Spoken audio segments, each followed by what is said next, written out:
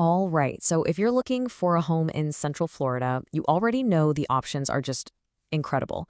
But with so many amazing choices, how do you actually decide where to plant your roots? It's honestly paralyzing, right? Well, in this explainer, we're going to break it all down and give you a super simple framework to make the absolute best choice for you.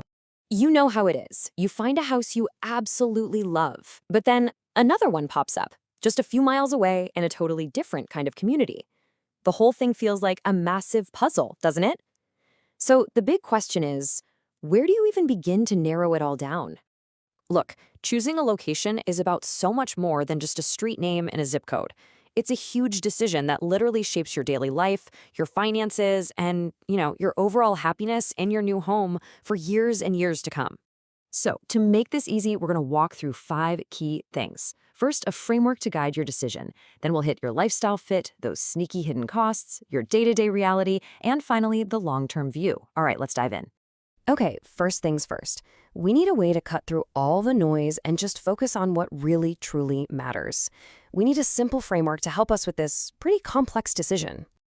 And here it is. We're going to call it your 4-point compass for home searching. It has 4 key directions to guide you: lifestyle, financials, convenience, and future growth. Simple, right? Let's start with that first point on the compass: lifestyle and community. This is all about the feel of a place, the vibe. What do you actually want your day-to-day life to look and feel like? So, do you picture yourself in a quiet, family-focused neighborhood where kids are playing in the street? Or are you drawn to a more vibrant area where you can just walk to shops and restaurants? They both have a completely different energy.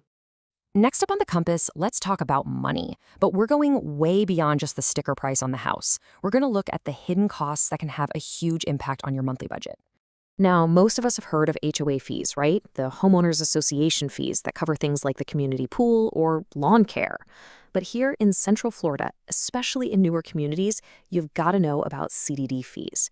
These are Community Development District fees, and they basically pay for all the big public infrastructure. We're talking roads, utilities, water systems, the whole shebang. And yeah, they're on top of your property taxes in any HOA fees. And this is where it gets really interesting. You could have one neighborhood with lower property taxes, but a big CDD fee. Then, literally right next door, another neighborhood might have no CDD fee, but higher property taxes. A difference of, say, $250 a month might not sound like a lot, but hold on. That's an extra $3,000 a year.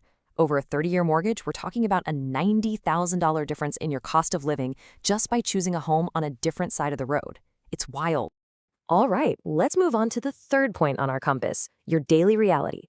This is all about the nitty-gritty, the convenience factor, and just the rhythm of your everyday life. This is something people so often underestimate. That little 15-minute difference in your commute each way adds up to over 2 hours a week that you're just stuck in the car. So you have to really think about it. Your route to work, school drop-offs, the traffic patterns, how easy it is to get on the highway. These are the details that really shape your life. And finally, our fourth and last point on the compass is the long-term view. Because let's be real, a home isn't just a place to live. It's probably the biggest investment you are ever going to make. And that's why an area's growth is so, so important. I mean, choosing a home in a community that's really booming, what does that mean for you down the road? Well, it means better resale value, more demand if you ever decide to sell, and a much, much healthier buildup of your long-term equity. So what's the bottom line here? It's that there is no single best place to live in Central Florida. The perfect location is totally personal. It all depends on what matters most to you and your family. And that's exactly why this 4-point compass is such a powerful tool. It helps you weigh your own priorities. Maybe a shorter commute is your absolute #1 thing. Or maybe you're playing the long game and you're all about that future growth. This framework just gives you the confidence to make the right choice for you. So, as you keep searching for that perfect home, ask yourself, what does my true north really look like? Thanks so much for joining us for this explainer.